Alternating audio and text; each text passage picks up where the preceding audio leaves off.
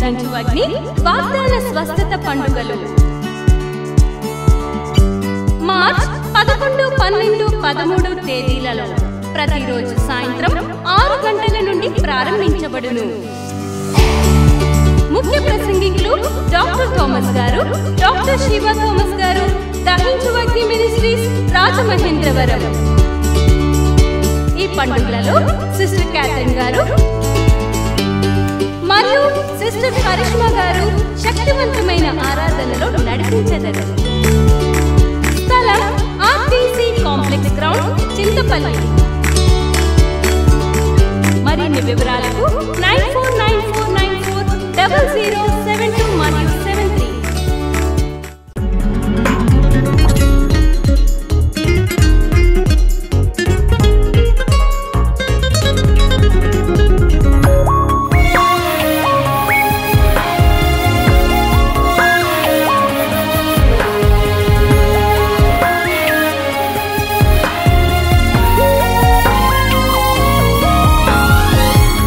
యేసుక్రీస్తు నామములో మీ అందరికీ శుభములు తెలియపరుస్తున్నాను. I bring greetings to you all in Jesus Christ's name. మన టీవీ కార్యక్రమం ద్వారా కొన్ని వేల మంది దీవించబడుతున్నారు. Through our TV program, thousands of people are being blessed. ఈరోజు ఈ టీవీ కార్యక్రమం ద్వారా మీరు దీవించబడబోతున్నారు. Today, through this TV program, you are also being blessed. అనేక అద్భుతాలు, సూచక్రియలు, మహత్కార్యాలు జరగబోతున్నాయి. Many supernatural miracles and wonders and marvelous creative miracles are ప్రార్థన ఆలకించేవాడు మీ జీవితంలో అద్భుతం చేయబోతున్నాడు. The one who listens to the prayer is going to do miracles in your life. ఈ సమయంలో ఒక చిన్న ప్రార్థన చేద్దాం. Now at this time I will offer a small prayer. పరిశుద్ధము నమ్మకమైన పరలోక తండ్రి, నీకు వందనాలు, స్తోత్రాలు ప్రభువా. Dear heavenly Father, we thank you, we praise you. ఇప్పుడే మాతో మాట్లాడండి ప్రభువా. Right now speak to us, Lord. ఇప్పుడే ఆశీర్వదించండి, Please bless us, Lord. బలపరచండి ప్రభువా. Strengthen us, Lord. యేసు నామములో అడిగి వేడుకుంటున్నాము తండ్రి. In Jesus' name we pray and ask, Lord. Amen. Amen. Hallelujah. Hallelujah. ఈరోజు దేవుని యొక్క వర్తమానాన్ని మీకు అందించాలని చెప్పి ఆశపడుతున్నాను. Today I am very much passionate to bring the word of God to you. యోబు గ్రంథం 42 మొదటి 2 వచనాలు. Book of Job chapter 42 verses 1 to 2 verses. అప్పుడు యోబు యెహోవాతో ఇలాగు ప్రత్యుత్తరం ఇచ్చెను, నీవు సమస్త క్రియలను చేయగలవనియు నీవు ఉద్దేశించినది ఏదియు నిష్ఫలము కానేరదనియు తెలుసుకొంటిని. Then Job replied to the Lord, I know that you can do all things, no purpose of yours can be thwarted. Hallelujah. Hallelujah. రెండు విషయాలు ఇక్కడ యోబు స్ట్రాంగ్ గా చెప్తున్నాడు.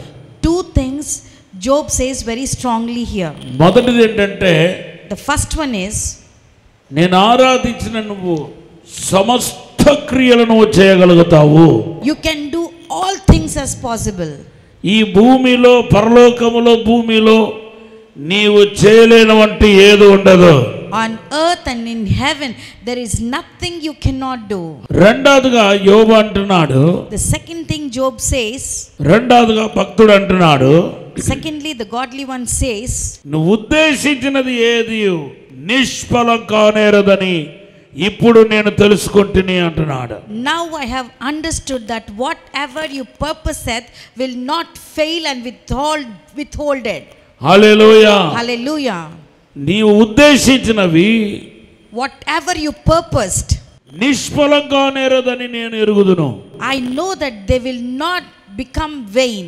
మీరు దేవుని చేతిలో ఉన్నారు. You are in the hands of God. మీరు ప్రభు బిడ్డయే ఉన్నారు. You are the child of God. ఒకవేళ మీ జీవితంలో ఏదైనా ఫెయిల్ అయి ఉంటే అది దేవుని చిత్తం కాదేమో అని అనుకోవాలి. For example, in your life something failed, you have to understand that it is not the will of God. నీ లైఫ్ లో ఏదైనా కలిసి రాకపోతే అది దేవుని చిత్తం కాదనుకోవాలి. If something doesn't benefit in your life, you have to understand that it is not the will of God. నువ్వు ఆశించిన కార్యాలు ఏదైనా జరగకపోతే అది దేవుని చిత్తం కాదేమో అని అనుకోవాలి.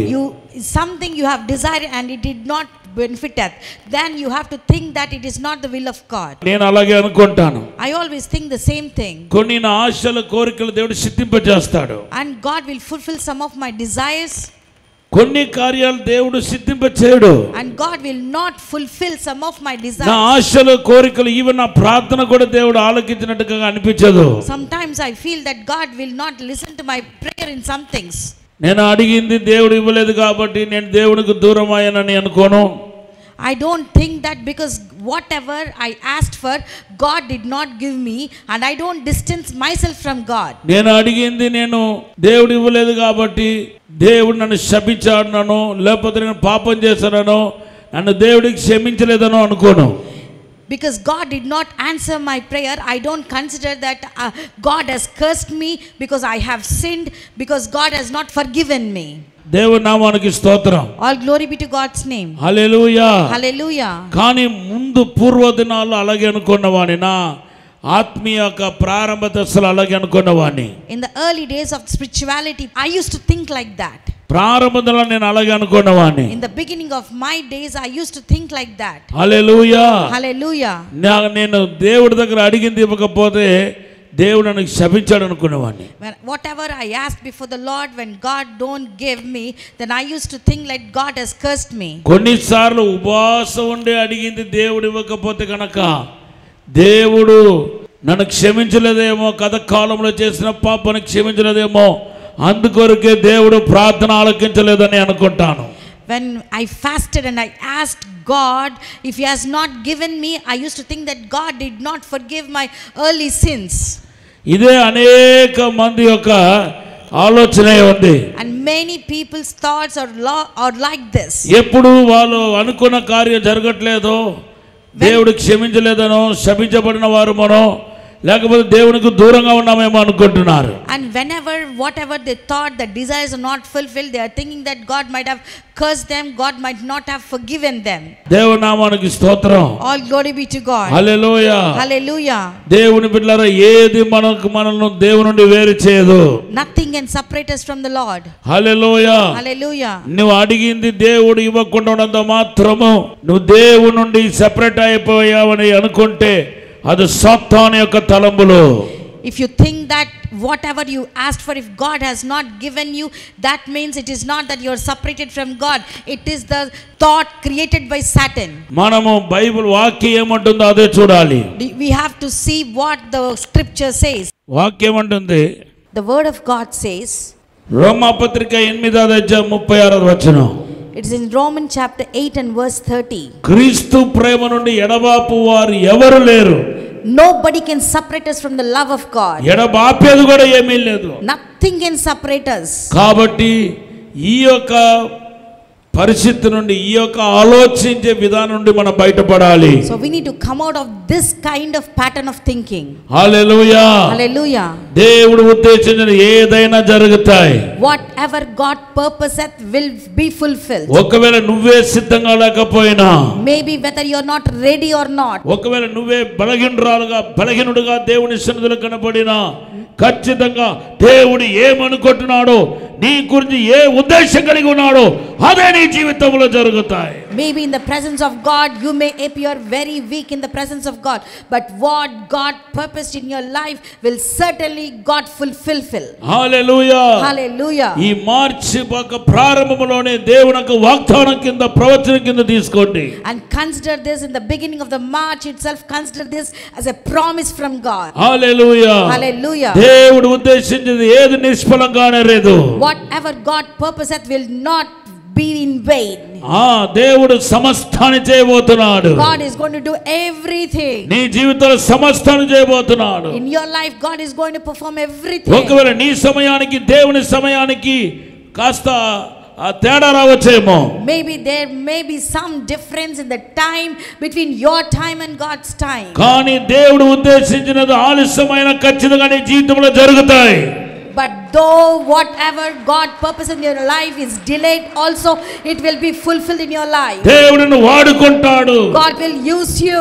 దేవుడిని అభిషేకిస్తాడు. God will anoint you. అనేక మందికి ఆశీర్వాదకరంగా వాడుకుంటాడు. God will use you as a blessing to many people. నువ్వు దేవుని కోసం ప్రకాశిస్తావు. You will rise and shine. అసాధారణమైన అద్భుతమైన కార్యాన్ని చూస్తావు. You will see a supernatural miracle in your life. ఆశీర్వాదకరమైన ప్రకాశవంతమైన భవిష్యత్తును దేవుడు దేవుడు నీ చేతిలో పెట్టబోతున్నాడని ప్రభు మాట్లాడుతున్నాడు. God is speaking today that God is going to bless you and make you shine and use you as a mighty weapon in the hands of God. నీ యొక్క భవిష్యత్తు, నీ పిల్లల యొక్క భవిష్యత్తు ఎంతో ఆశీర్వాదకరంగా ఉండబోతుంది. Your children's future is going to be very good. నువ్వు అనుకున్నట్టు కాదు, not as you wished. నీ చుట్టూ జరుగుతున్న కార్యాలను చూచి విని నువ్వు ఇలా అనుకుంటున్నావు. Observing all the situations that are going on around you, you are thinking like this. ప్రస్తుత పరిస్థితిని బట్టి నువ్వు తక్కువ అంచనా వేసుకుంటున్నావు. Looking at the present conditions and situations, you are underestimating yourself. కానీ ప్రభు చెప్తున్నాడు, but God says, నీ పరిస్థితితో నాకు సంబంధం లేదు. I don't look at your situation. నీ చుట్టూ ఏం జరుగుతుందో నాకు పని లేదు. No matter what is going on around you, నా ఉద్దేశమే నీ జీవితంలో నెరవేర్చబడబోతున్నాయి. my purpose only will be fulfilled in your life. నా ఉద్దేశం శ్రేష్టమైనది. My purpose is the best one. నీ ఎడల నేను కలిగిన ప్రణాళిక ఎంతో గొప్పది. and my plans towards you are the best one. నీ గురించి నువ్వు ఆలోచించేది కంటే నేను నీ గురించి ఆలోచించే విధానము ఎంతో గొప్పదై ఉంది. God says that my thoughts are very much higher than your thoughts towards your life. నీ గురించి నువ్వు ఆలోచించేది కంటే నీ గురించి నేను ఆలోచించటం ఎంతో గొప్పదై ఉంది.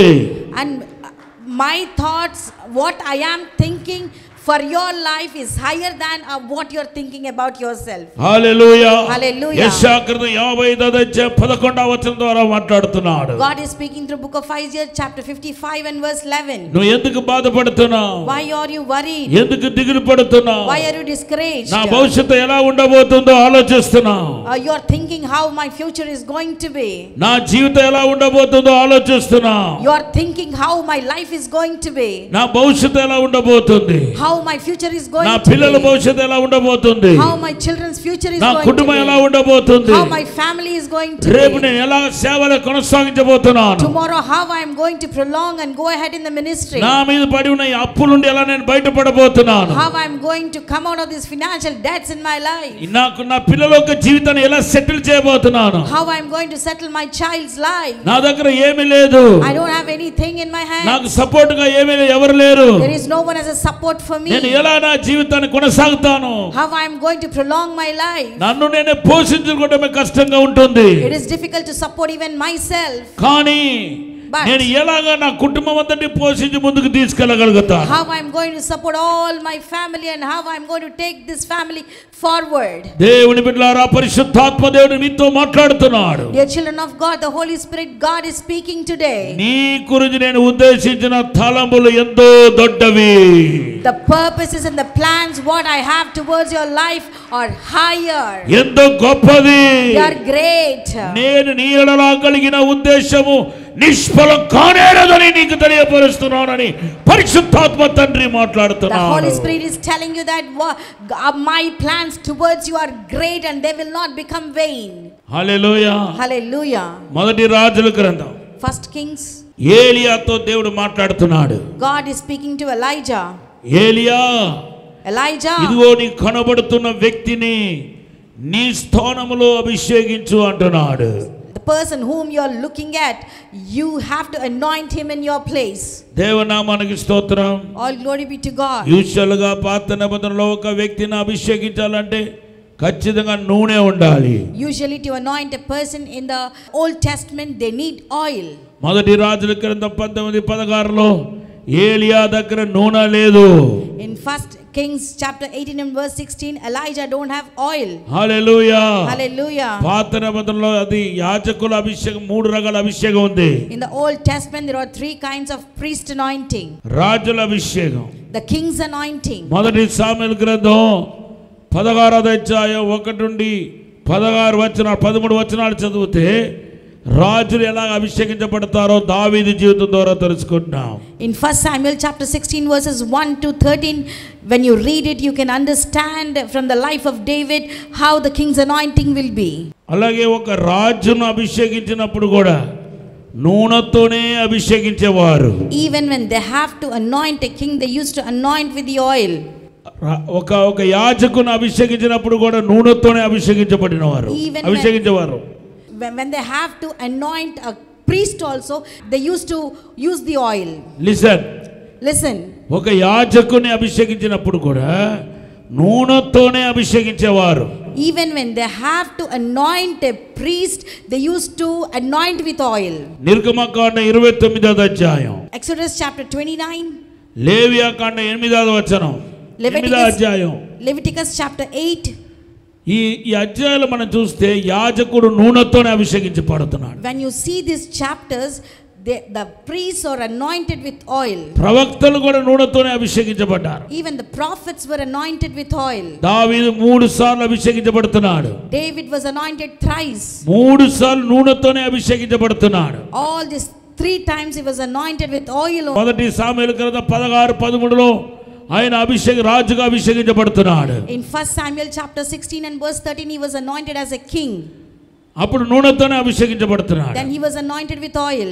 2 సాముయేలు 2వ అధ్యాయం 1 నుండి 4 వచనాలు. 2 Samuel chapter 2 verses 1 to 4. ఇప్పుడు రెండోసారి నూనెతోనే అభిషేకించబడుతున్నాడు. Now the second time also he was anointed with oil. Hallelujah. Hallelujah. ఈసారి యాజకుడిగా అభిషేకించబడుతున్నాడు. Now he was anointed as a priest. మూడోసారి అభిషేకించబడుతున్నాడు. And thirdly he is anointed. 2 రాజుల గ్రంథం 5వ అధ్యాయం 1 నుండి 4 వచనాలు. ఇప్పుడేమో ఒక ప్రవక్తగా అభిషేకించబడుతున్నాడు. Now he is being anointed as a prophet of God. 3 సార్లు అభిషేకించబడినప్పుడు నూనెతోనే జరుగుతుంది. 3 times when he was anointed, it was anointed with oil. కానీ ఎలీషాను అభిషేకించాలని దేవుడు ఉద్దేశించినప్పుడు ఏలియా దగ్గర నూనె లేదు. But when God purposed to anoint Elisha, there was no oil. Hallelujah. Hallelujah. నూనె లేదు కదా అని దేవుని ఉద్దేశం ఆగిపోలేదు. Because there is no oil, the purpose of God did not stop there. టయాన్ని కూడా దేవుడు మార్చలేదు. God did not change the time also. నేను ఈ రోజు నూనెతో అభిషేకించాలనుకున్నాను. Today I wanted to anoint with oil. Since నీ దగ్గర నూనె లేదు కాబట్టి నేను ఇంకొక 10 రోజుల తర్వాత నేను అభిషేకించబోతున్నానని చెప్పలేదు. Since I don't have oil, he did not say that I will anoint you after 10 days. సమయం పోస్ట్పోన్ అవ్వలేదు. The time is not postponed. వ్యక్తిని మార్చలేదు. God did not change even the person. Hallelujah. Hallelujah. ఇది ఏదో దురదృష్టకరంగా ఉంది.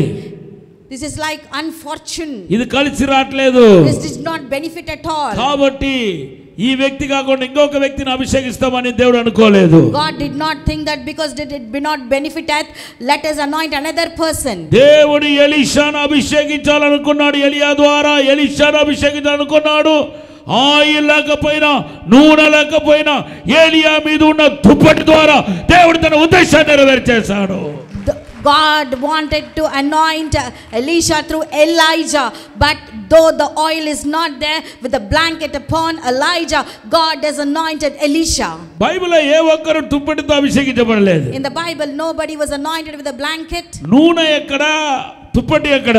Where is oil and where is blanket? Hallelujah. Hallelujah. Hallelujah. Hallelujah. ఆ సమయంలో ఏలియాకు available గా ఉండేది ఏంటంటే దుప్పటి మాత్రమే. In that time what is available with Elijah was only the blanket. అందుకొరకే దేవుడు ఏలియా నూనెతో అభిషేకించకుండా దుప్పటితో అభిషేకించేశాడు. That is the reason he did not anoint with oil, but he anointed him with the blanket. ఈ రోజు నిన్ను అభిషేకించడానికి ఏ ఆటంకం లేదు.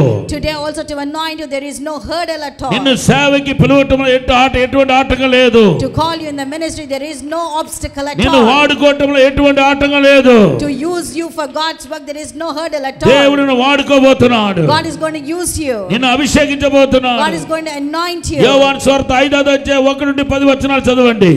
Read Gospel of John chapter 5 verses 1 to 10. అక్కడ 38 ఏళ్లుగా పక్షవాతంతో బాధపడుతున్నాడు. There is a man who was suffering with paralysis for 38 years. Hallelujah. Hallelujah. ఇప్పుడు ప్రభు ఒక చిన్న ప్రశ్నకి జవాబు అడిగి ఆ తర్వాత స్వస్థపరచాలనుకుంటున్నాడు. So God wants to ask him a question, and with his short reply he want to heal him there. స్వస్థత పొందకొరచున్నావా? So do you want to get healed? Simple question. It's a simple question. yes my lord అంటే అయిపోయింది. If he says yes my lord it is finished. కానీ ఆయన ఏవేవో సంబంధం లేని answer అంతా చెప్తా ఉన్నాడు. But he was speaking unrelated answers there. Hallelujah. Wrong answer చెప్తున్నాడు. He is giving wrong answers there. నన్ను నీళ్లు దించడానికి ఎవరు లేరు. There is no one to dip me in the water. నువ్వు ఎందుకు నిన్ను నీళ్ళు ఎవరైనా దించడానికి ఎవరు లేరా? నీ స్వస్థత ఎందుకు ఆలస్యమైందని దేవుడు అడగలేదు. God did not ask him, because there is no one to dip you in the water, your healing is delayed. అలా అడగలేదు. God did not ask like స్వస్థత that. పొందపు కోరుచున్నావు అని అడిగాడు. He just asked, do you want to get healed? yes lord అంటే సరిపోయింది. If he says yes Lord, that is enough. నన్ను నీళ్ళ దించడానికి ఎవరు లేరు అంటున్నాడు. He says that there is no one to put me into the నేను water. దిగకముందు ఇంకొకటి దిగిపోతున్నాడు అంటున్నాడు. He says that before I get in, somebody get into the water. సంబంధం లేకుండా మాట్లాడుతున్నాడు. He is speaking unrelatedly. అయినప్పటికీ But even then, యేసు వచ్చిన ఉద్దేశం నెరవేర్చబడిందా లేదా? so is the purpose of Jesus coming there fulfilled or not? దేవుడు నెరవేర్చాడు. God has fulfilled it. Hallelujah. Hallelujah. అలాగే మత్తయి సువార్త 15వ అధ్యాయం. Likewise, Gospel of Matthew chapter 15. పిల్లల రొట్టి పిల్లలే తినాలి. The children's bread has to be eaten by themselves only. అది కుక్క పిల్లలకు పెట్టడం కరెక్ట్ కాదు. It is not correct to feed the dogs. ఆ దినాల్లో కుక్క పిల్లలుగా పిలువబడుతున్న అన్ని రాళ్ళు యేసుక్రీస్తు యొక్క యూదుల కోసం సిద్ధపరచబడిన స్వస్థతను తీసుకోవాలని ఆశపడుతుంది. So in those days a Gentile woman wanted to take the healing that was purposed for the Jews. Hallelujah. Hallelujah. ఆగిపోయిందా? Is it stopped? ఆగిపోలా. No, it is not stopped. నిజమే. Yes, true. రొట్టి పిల్లలు తినాలి. Yes, the bread has to be eaten by the పిల్లల children. కోసం సిద్ధపరచబడిన వాటిని తీసుకెళ్లి కుక్కలకు పెట్టకూడదు. Bread that is prepared for the children has to be given to them and eaten by them, but it should not be given to the dogs. కానీ పిల్లలకు ఇవ్వబడ్డాయి. But it was given to the children. దేవునికి ఉద్దేశం ఆగిపోలేదు. God's purpose is not stopped. గట్టిగా హల్లెలూయా చెప్పండి. Shout a big hallelujah. యోనా ద్వారా సువార్త ప్రకటించాలనుకున్నాడు. God wanted to preach the gospel through Jonah. Nineveh పట్టణంలో వెళ్ళి ప్రకటించాలనుకున్నాడు. He wanted to go to Nineveh and preach the gospel. యోనా పక్కకు పోయాడు. Jonah went astray. తర్షీసుకు పోయాడు. He went to Tarshish. ఆయన జుట్టు లాగి తీసుకొచ్చి మరలా నినివే పట్టణంలో ప్రభు సువార్త చేయలేదని అడుగుతున్నాను. I am asking you today, God did not bring Jonah and preach the gospel of God in Nineveh. దేవుని ప్రియ బిడ్డలారా, Dear beloved children of దేవుని God, ఉద్దేశాలు ఆగిపోదు. God's purposes will not నీ గురించి stop. శ్రేష్టమైన ఉద్దేశం కలిగి ఉన్నాడు. God has a great plan for నీ you. పిల్లల గురించి శ్రేష్టమైన ఉద్దేశం కలిగి ఉన్నాడు. God has a great plan for your ఇప్పుడు children. అన్ని శూన్యంగా కనపడతాయి. Now everything appears very empty. ఏది కలిసి రాదు. Nothing నేను benefited. చెప్పే ప్రవచనాత్మకమైన మాటలు కూడా నమ్మసహితంగా కనిపించవచ్చు. Even my prophetical words may not appear trustworthy. కానీ నీ శూన్య దేవునికి అద్భుతాన్ని ఆపవు. But your emptiness will not stop the నీ miracle of అవిశ్వాస God. దేవుడు ఉద్దేశించిన క్రియను ఆపవు. But your unbelief will not stop the purposes of నువ్వు God in your life. పడిపోయినా కూడా దేవుడు లేవనెత్తి నిన్ను ఆశీర్వదించి తన ఉద్దేశాన్ని నెరవేరుస్తాడు. Though you fall down, God will raise you back, bless you, and purpose His will in your life. ఈ సమయంలో మీ కొరకు ప్రార్థిస్తాను. Now at this time I'm going to pray for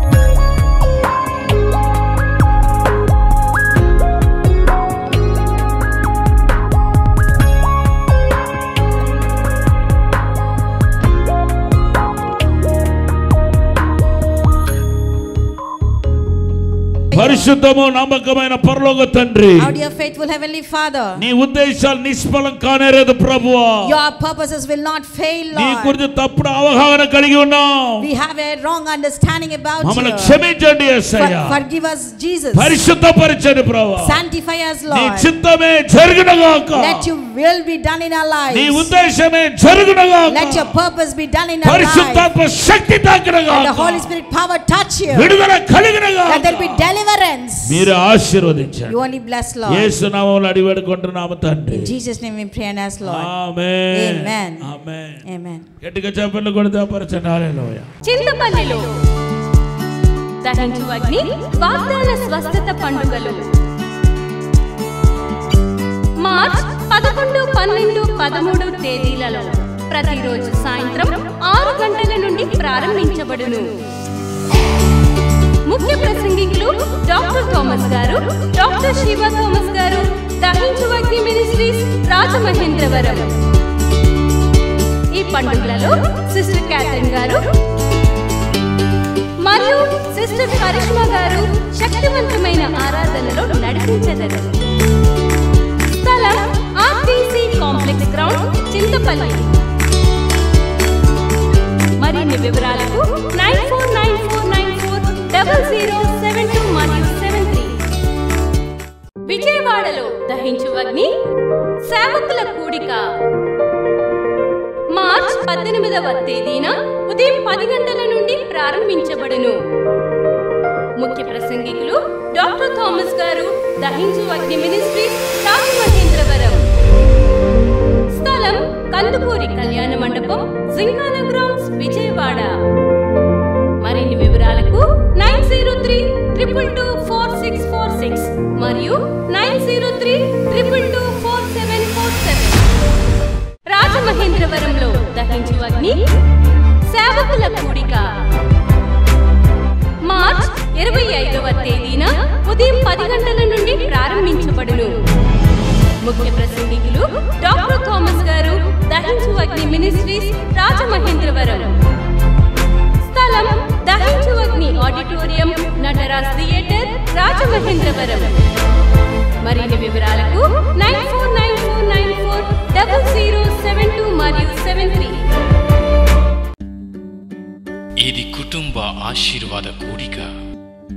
ఇక్కడ మేము మా కుటుంబాలను కట్టుకున్నాం. మరి మీరు?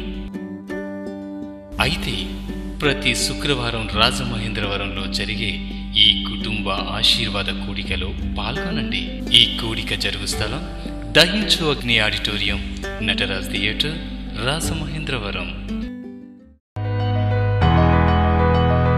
సికింద్రాబాద్ లో దహించు అగ్ని అద్భుత అసాధారణ కూడిక ప్రతి శనివారం సాయంత్రం 5 గంటల నుండి ప్రారంభించబడును.